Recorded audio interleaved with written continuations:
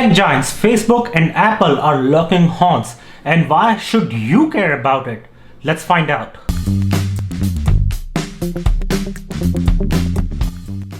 So Apple is going to come up with its latest update to their operating system iOS, which is used on iPhones and iPad.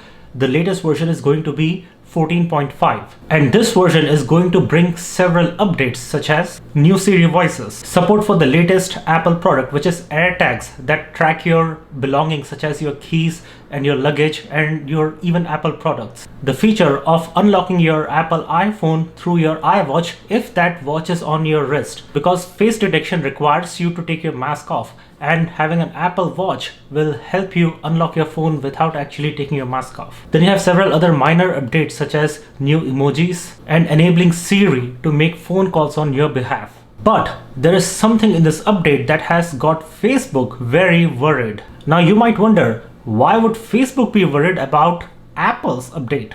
Because these two companies do not even compete together. At best, their competition is at a very low level, where Apple has iMessages and Facebook has WhatsApp, Facebook Messenger and Instagram. But by and large, these companies do not even compete. So what is this fuss all about? It has all to do with your privacy. See, Apple has been a major proponent of protecting user privacy, and Facebook relies on anything but privacy. Think about it. Does Facebook charge you any money for using their services? No, right? So then who's paying for Facebook? If you're not paying for it, how does Facebook make money? As you know, Facebook relies on ad revenue. Facebook and many other companies run cookies on your systems. You might have heard of cookies on browsers, right? What these cookies do is that, let's say you go on a website, that will actually enable a cookie which will be downloaded onto your temporary folder on your computer unless you deliberately clear that cookie.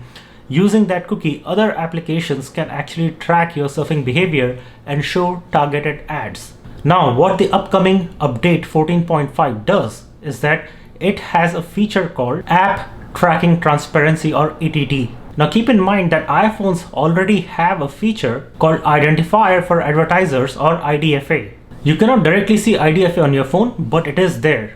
Identification for Advertisers, or IDFA, is just like any other identification number. It is just a bunch of numbers unique to your phone, and this is your personalized tracking number. Now, the apps that you use on your phone use this number to track your browsing behavior and other apps that are also installed on your phone. Even unrelated apps might know what you're doing on other apps. Let's say, for example, you have a workout app that you are using. Now, that workout app will send your IDFA number to Facebook, and Facebook, if also has that same IDFA number, what will happen then is that this app, this workout app, will use Facebook to show you targeted ads for its own products or services. So Facebook might start showing you ads on workout equipment, workout clothes, shoes, or supplements and all such things that are actually sold by the other app. And when you click on those advertisements, you will be redirected to that workout app through which you can actually purchase those products or services. And when you keep seeing these ads on Facebook and happen to purchase through Facebook,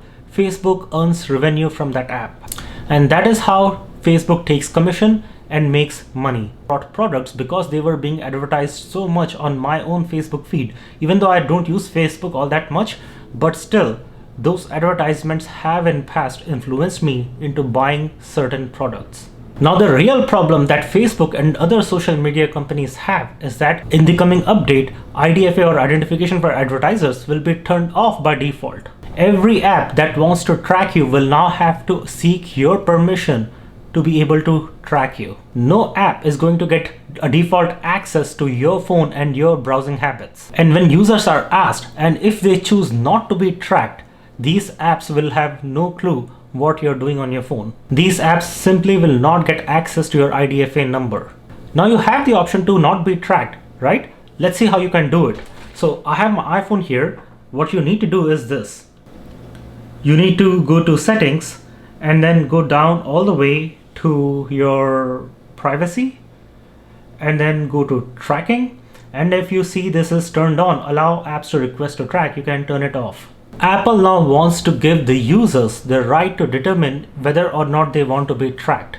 Now when they have the option, possibly more people will choose not to be tracked. And that puts Facebook's revenue generation mechanism at risk. In fact, at great risk. Because remember, you're not being charged by Facebook at all. Facebook is making all of its money through targeted ads. See, you're using Facebook to connect with your friends and family, right? If you are using Facebook without paying for it, it simply means that you are the product and they are selling the product, which is you, to those advertisers and for which they are charging money. Now, Facebook claims that this is going to hurt a lot of small businesses and app developers because Facebook also tracks your location and may show ads of local stores and restaurants. If you search for an Italian restaurant on Apple Maps or Google Maps, Facebook could start showing ads of those Italian restaurants that are paying for those targeted ads. And in the US in particular, far too many people use iPhones, and most of these revenues for these tech giants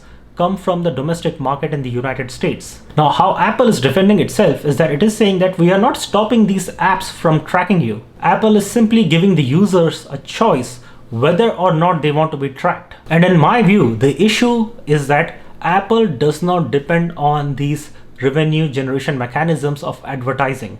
Apple is a well-established brand. It has direct relationship with the consumers of its products and services. So in case of Apple, consumers like you and I are the source of revenue. Therefore, it serves Apple interests to show that Apple cares about you and therefore is trying everything to protect your privacy. And in that process, Apple hopes to gather more loyalty so that they can sell more iMacs, more MacBook Pros, more iPads, and more iPhones. Now, in my view, had Apple depended on Facebook for its revenue, I think that Apple would have dished privacy concerns and instead would have catered for Facebook's needs. So Apple simply believes that app tracking transparency feature in the next update gives the control to the users, and it is for them to decide whether or not they want to be tracked. So what might end up happening is that going forward after the update, I think that these apps will start showing more and more notifications and pop-ups and try to convince you that you should allow them to track you. And they will keep doing that until you do so. So remember the real intention of these apps. Their goal is to track you so that they can collect data on you and use that data to show targeted ads and make money out of it. So I hope that this clears some air on what is going to happen and what you can expect. Thank you for watching. Jai Hind and God bless America.